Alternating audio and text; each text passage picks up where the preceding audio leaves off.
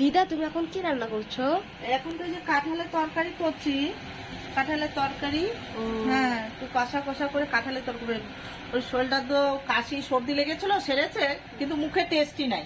আর ভাত করেছি, আর এই যে পাতা বাটা, এইটা কুমড়োর পাতা বাটা, এইটা বাটা করব।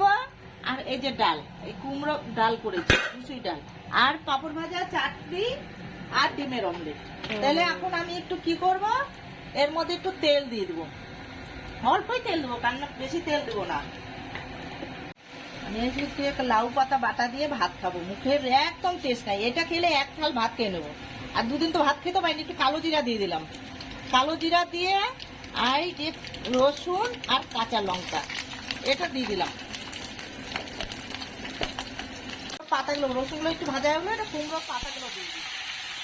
কুমড়োর পাতাগুলো দিয়ে লবণ দিয়ে ঢাকা দিয়ে রাখি। ভাজাটা তো হয়ে গেল, এবার আমি শিলনোড়াতে পিসবো এটা। আজকে তো ভাত খাবো আমি এক থালা। কয়দিন মুখে টেস্ট লাগেনি তো।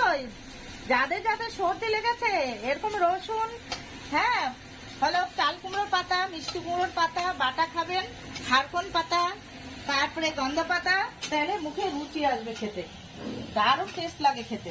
আর আপনি ভাতও খেতে পারবেন না, আর কোনো সবজি লাগবে না। আজকে তো আমি কাঁঠালের তরকারিও খাবো না, ডালও খাবো না, কিচ্ছু খাবো না।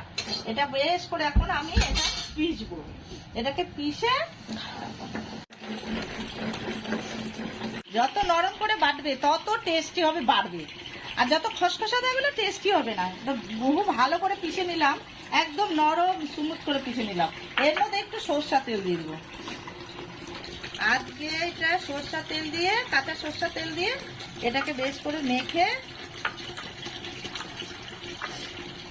দারুণ টেস্টি।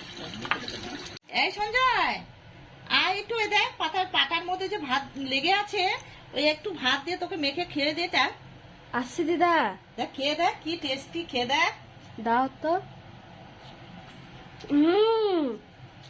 সেটা খেয়ে দেখি তো এরকম লাগছে, ভালো লাগছে, টেস্টি, সেই টেস্টি। আজকে খেতে পারবো ভাত, কারণ মুখটা অরসি হয়ে গেছে। আরেকবার খাও, আরেকবার খাও, ভাত দিয়ে তো খাবি, আরেকবার খাও।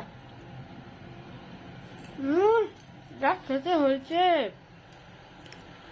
দারুণ লাগছে না আজকে? সেই আজকে নতুন খাবার, এটা আমার মা ঠাকুমারা খাওয়াতো, এই পাতা বাটা। আর সর্দি লাগলে আমার মা ঠাকুমারা বলতো, ভাত খেতে পারছিস না, মুখে রুচি নাই, আয় তোদেরকে আমি পাতা বাটা দিয়ে ভাত খাবো। আমার মা খারকন বাটা, লাউ পাতা বাটা, মিষ্টি কুমড়োর বাটা বাটা দিয়ে আমার মা ছোটবেলা আমাদেরকে এভাবেই ভাত খাওয়াতো। ও ঠিক আছে।